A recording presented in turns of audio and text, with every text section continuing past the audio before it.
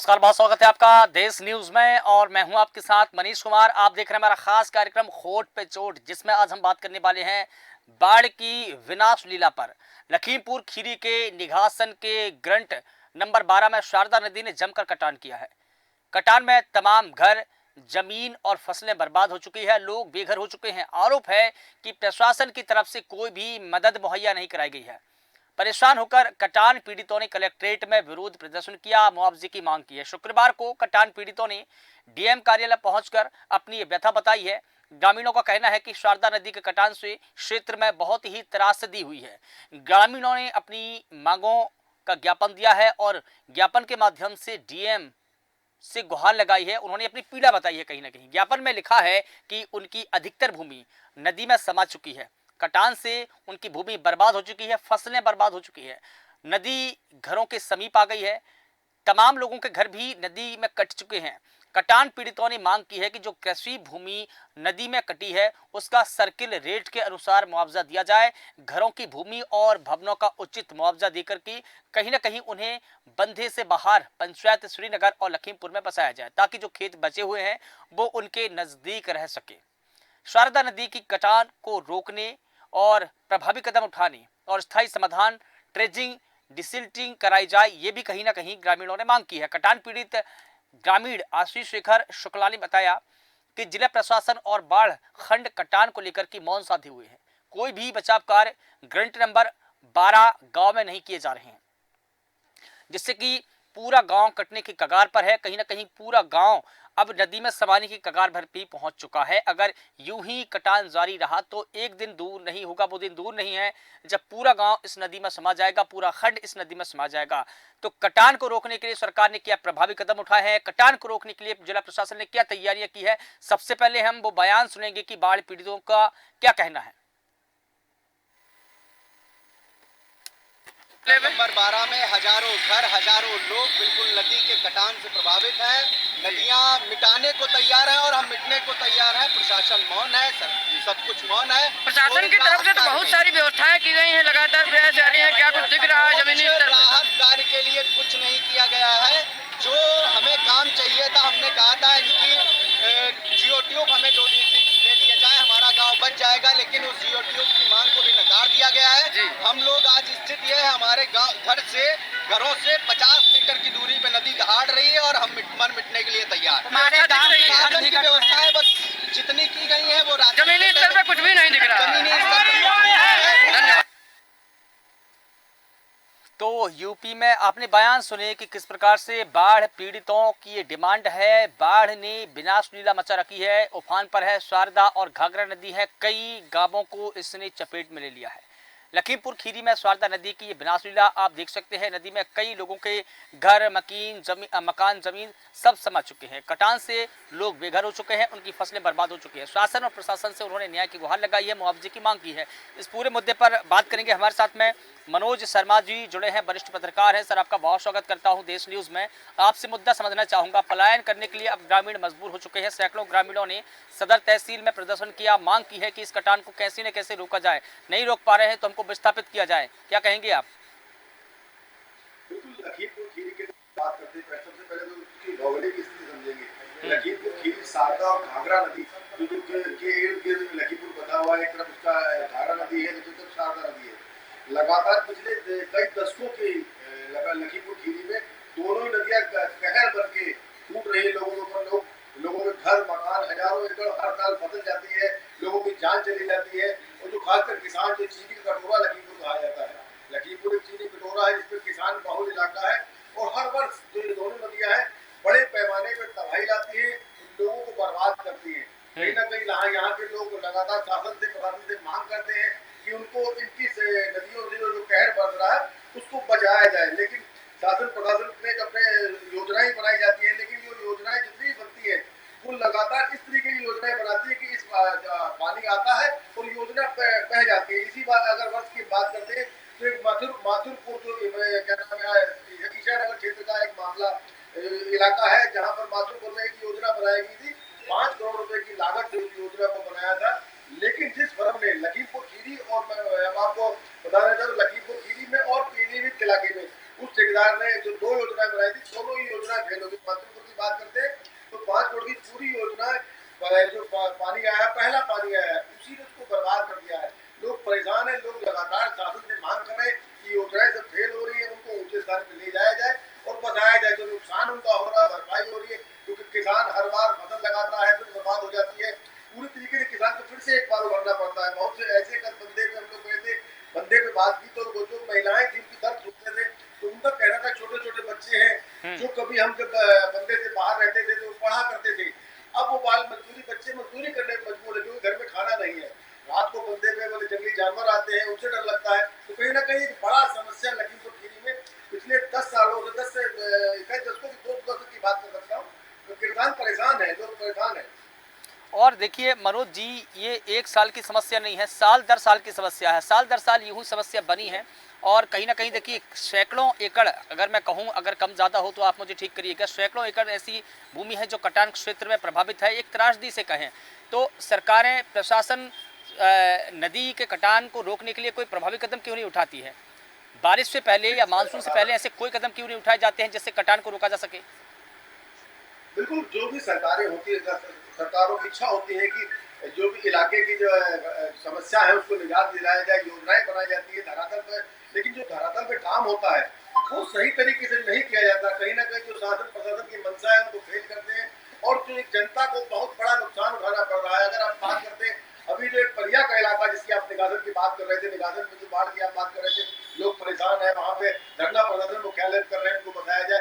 लेकिन उसके पीछे आप अगर समस्या को समझेंगे कि जो बलिया का एक इलाका, बड़ा इलाका, 1 लाख से 1.5 लाख की आबादी जहाँ पे रहती है, वहाँ पे जो एक खनन माफिया ने खनन किया था, मड पंप लगा के जो बहती धारा में से खनन करके मड पंप से बालू को निकाल लिया था और लगभग 100 मीटर के गड्ढे कर दिए थे। उसका फ्लो बलिया कस्बे की तरफ से कर गया था। जो पहली बारिश आई उसमें बलिया की तरफ जो खनन मोड़ दिया था तो बड़ी तबाही मचाई। निकासन का इलाका है, आप कहते हैं कि बलिया का इलाका है, मगई का इलाका है, जो भारी नुकसान किसानों को हुआ।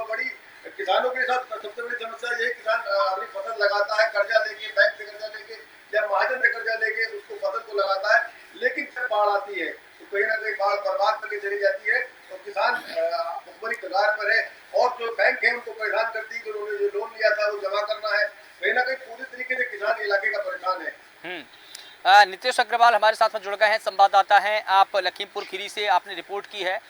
नितेश, मैं आपसे जानना चाहूँगा, शारदा नदी के कटान से क्षेत्र में जब भारी त्रासदी हो रही है और इस नदी के कटान ने सैकड़ों लोगों के घर उजाड़ दिए हैं, तो ग्रामीणों ने फिलहाल पुलिस प्रशासन से गुहार तो लगाई है, लेकिन सवाल ये उठता है कि मानसून से पहले या बारिश से पहले इस प्रकार के प्रभावी कदम क्यों नहीं उठाए जाते कि ना तो जो क्षेत्र के ग्रामीण हैं उनको कोई नुकसान हो, ना उनकी फसलों को नुकसान हो, ना उनके घर को नुकसान हो।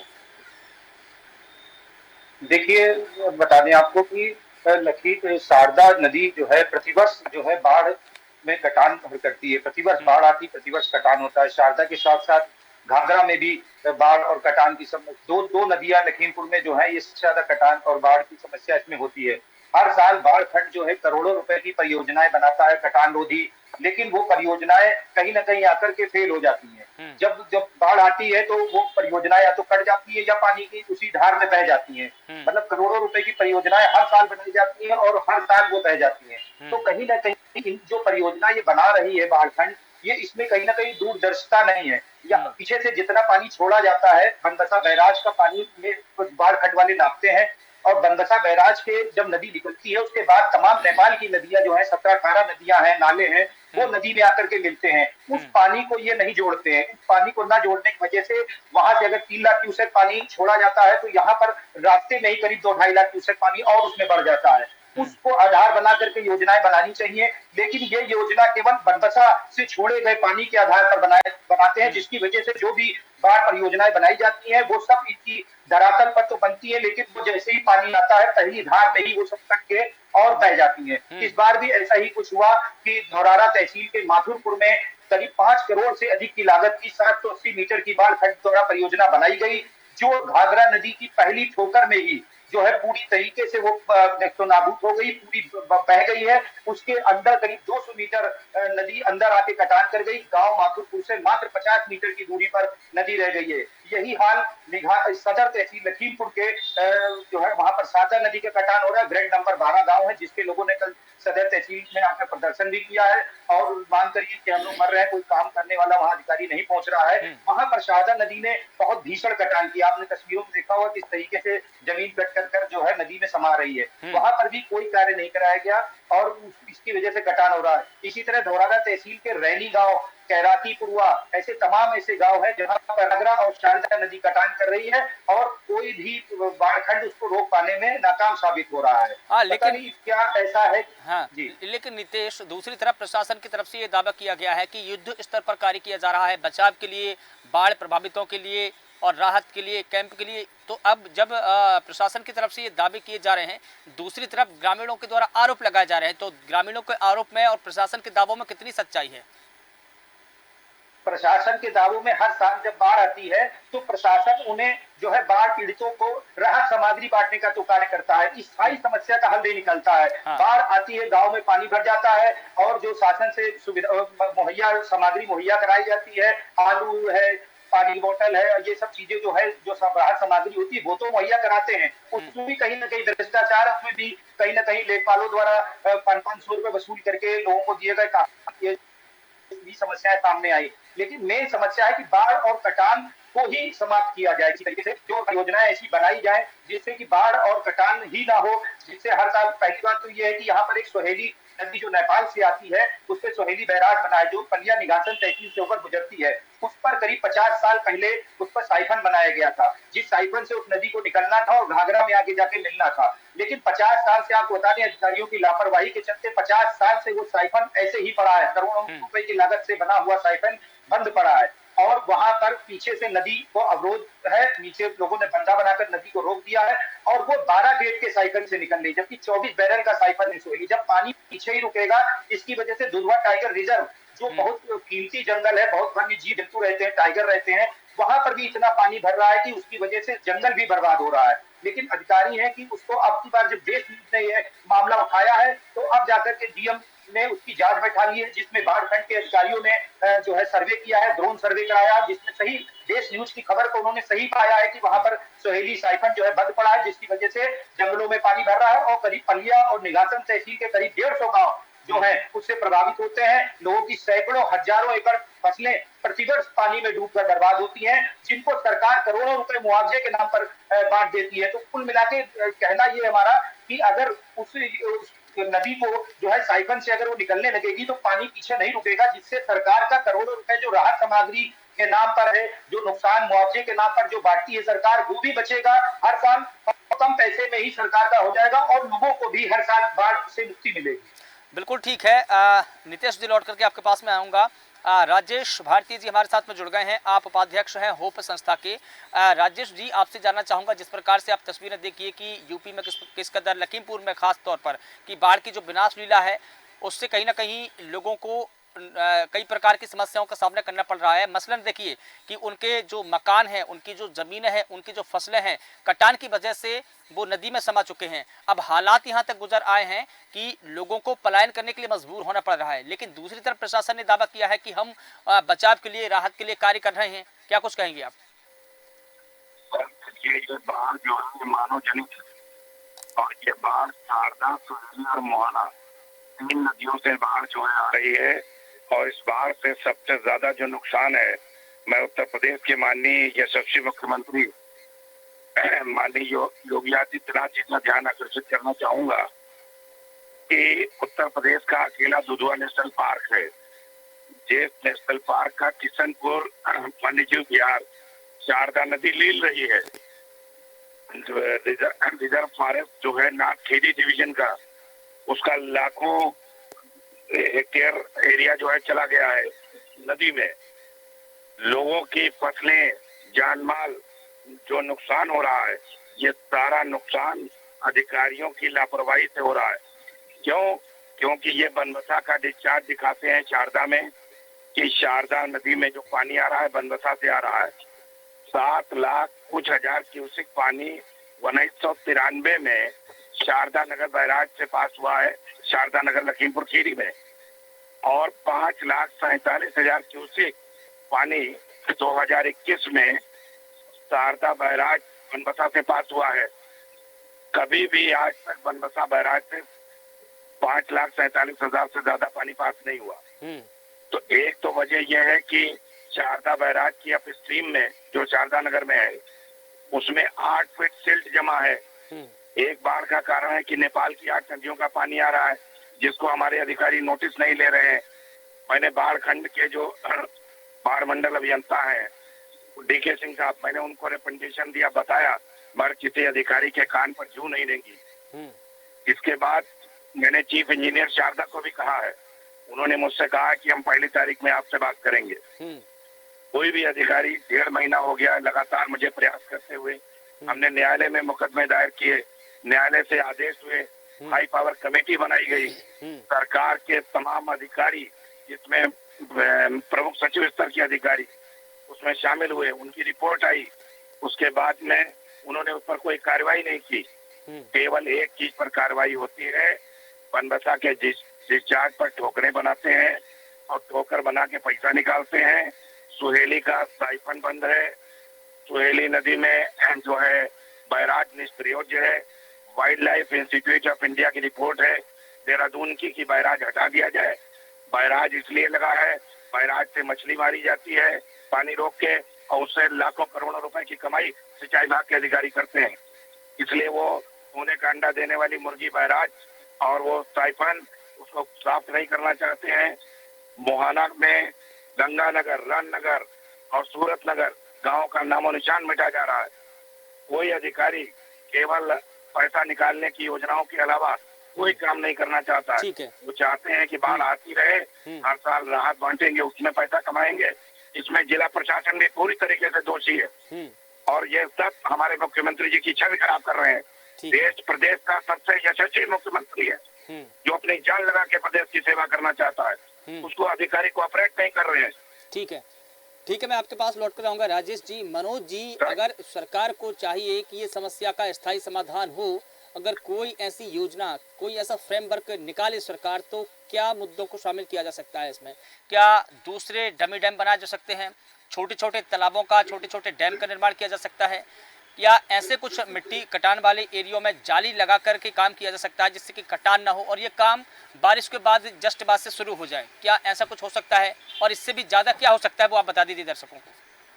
बिल्कुल, जिस तरीके से लखीमपुर खीरी का पीलीभीत का इलाका है, हर साल पिछले कई दशकों से बाढ़ आती है। तो सबसे बड़ा समझदार है जो अधिकारी काम कराते हैं, ये योजनाएं बनाते हैं, उनकी जिम्मेदारी तय होनी चाहिए कि योजना बनाई है क्यों फेल हो गई है। क्योंकि दशकों से योजना बनती है, फेल हो जाती है। जब तक अधिकारी की जिम्मेदारी नहीं होगी, जब तक ये ऐसे ही चलता रहेगा, हर वर्ष आएगा, हर वर्ष योजनाएं बनाई जाएंगी, करोड़ों की योजना सरकार बना के देगी और वो पानी में करोड़ों की योजना बह जाएगी।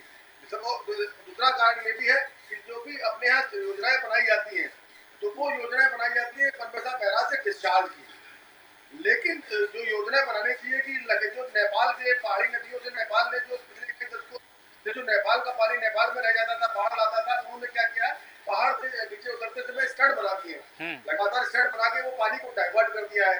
जो 4-5 नदियां हैं, 14 है और जिस तरह की 4 या 5 नदियां थी नेपाल से, जो ये पानी इंडिया में डाइवर्ट होता है और सोहली और मोहना नदी के माध्यम से इंडिया में आता है और जो बनबसा बैराज से जो पानी छोड़ा मैं वही चाह रहा था आपसे कि जब डैम से लाखों क्यूसेक पानी छोड़ा जाता है तो क्या उसका रूट डाइवर्ट नहीं किया जा सकता? किसी और रास्ते से कहीं और नहीं छोड़ा जा सकता उसको?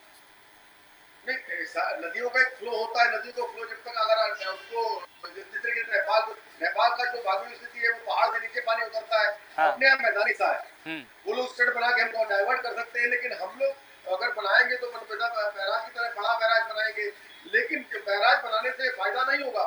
फायदा जब भी बैराज बनाया जाता तो डिस्चार्ज देखा जाता, हाई डिस्चार्ज दिख रहा था। तो जैसे हमारे उदाहरण कर लीजिए कि 5 लाख का हमारा डिस्चार्ज था, तो 5 लाख का डिस्चार्ज काउंट करके उसको बैराज बनाते हैं। लेकिन जो अनकाउंट पानी नेपाल से आता है, या तो नेपाल से आप बात करके उनके पानी को बंद किया जाए, लेकिन नहीं तो नेपाल के पानी को भी काउंट करना पड़ेगा। 5 लाख क्यूसेक हमारा पानी है और 3 लाख क्यूसेक की नेपाल का पानी है। नहीं तो ये काम कहाँ हो सकता है? मैं वही जा रहा था, ये काम मैदानी इलाकों में होगा या जो पहाड़ी इलाके वहाँ पर होगा?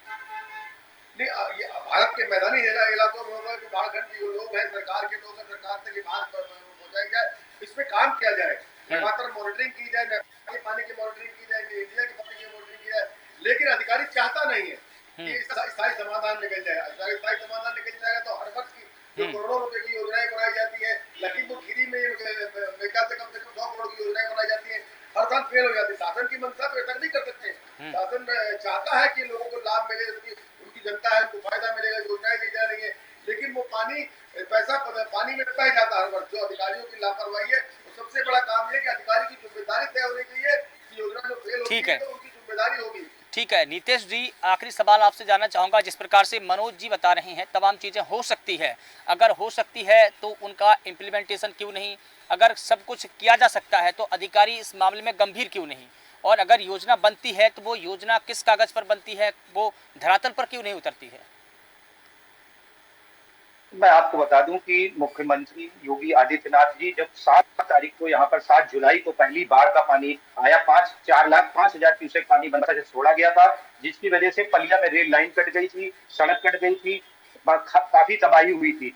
जिसके 2 दिन बाद मुख्यमंत्री योगी आदित्यनाथ स्वयं शारदा नगर हेलीकॉप्टर से आए थे। उन्होंने पूरा बाढ़ का सर्वे किया, अधिकारियों को निर्देश दिए कि इस बाढ़ को, इस समस्या को समाप्त करने के लिए स्थायी तौर पर परियोजनाएं बनाएं। हालांकि राहत सामग्री भी उन्होंने बांटी और राहत सामग्री बांटने के लिए सभी अधिकारियों को निर्देश भी दिया, लेकिन उनके चले जाने के बाद कहीं ना कहीं अधिकारी फिर लापरवाह हो जाते हैं। जब वो आए तो उस समय तो अधिकारी एक्टिव हो जाते हैं। इसके लिए मैं जनप्रतिनिधियों को भी दोष दूंगा। जो स्थानीय जनप्रतिनिधि हैं वो चुनाव के समय तो तमाम वादे करते हैं, लेकिन उसके बाद जो विधानसभा में या उसमें क्वेश्चन उनको उठाना चाहिए अपने क्षेत्र को बचाने के लिए, वो उसकी जिम्मेदारी जो है नहीं मानते हैं। उसको कम से कम सिंचाई मंत्री से या जल शक्ति मंत्री से मिल करके एक बड़ा प्रोजेक्ट बना करके इसकी स्थायी समाधान निकालना चाहिए। लेकिन विधायक भी कहीं ना कहीं बाद में जो है वो सब बस राहत सामग्री बांट कर ही अपने कार्यों से तृष्णा कर लेते हैं, जिसकी वजह से यहाँ हजारों की संख्या में लोग हर साल प्रभावित हो रहे हैं। बिल्कुल।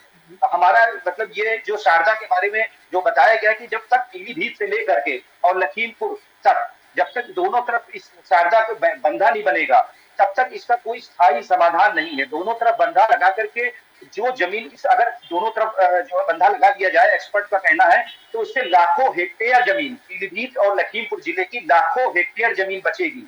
जो बचेगी उसको, उनका कहना है कि उसी को अगर ग्रामीणों को कुछ पैसे में ही अगर दे दिया जाए तो जितना पैसा इनका खर्च होगा उतना पैसा इनको जमीन बांट करके वापस आ जाएगा सरकार, तो सरकार की जेब से कोई पैसा नहीं लगेगा। ठीक है, आप सभी का बहुत शुक्रिया इस पूरे मुद्दे पर बात रखने के लिए। मनोज जी, वक्त हो चला है इसलिए आपको अनुमति नहीं दे पाऊंगा, माफ कीजिएगा। तो बता दें कि उत्तर प्रदेश में बाढ़ की जो विनाश लीला है ये 1 साल की नहीं है बल्कि साल दर साल की है। अगर साल दर साल की ये समस्या है तो सरकार क्या इस साल दर साल की समस्या से गंभीर है? क्या संवेदनशील मामलों में सरकार इस पर कोई ठोस कदम उठाएगी? क्योंकि कहीं ना कहीं जो लोगों के मकान ढह रहे हैं, मकान बह रहे हैं, जमीन बह रही है और फसलें बर्बाद हो रही है, उससे मजबूर होकर सैकड़ों गाँव के लोग पलायन करने को मजबूर है। वो रोजी रोटी कैसे चलाएंगे, बच्चों का लालन पालन कैसे करेंगे, जमीन बर्बाद हो चुकी है, मकान बह चुके हैं, तो लोग अपनी जीविका कैसे चलाएंगे, ये सबसे बड़ा सवाल लोगों के जहन में है और ग्रामीणों के जहन में है। शायद यही वजह है कि उन्होंने जिला कलेक्टर से गुहार लगाई है। अब देखना होगा कि इस कटान को सरकार, प्रशासन इसका स्थायी समाधान कैसे निकालती है, कैसे इस समस्या को सॉल्व करती है। फिलहाल देश न्यूज के खास कार्यक्रम में बस इतना ही। देश और दुनिया की तमाम बड़ी खबरों के लिए आप लगातार बने रहिए देश न्यूज के साथ। नमस्कार।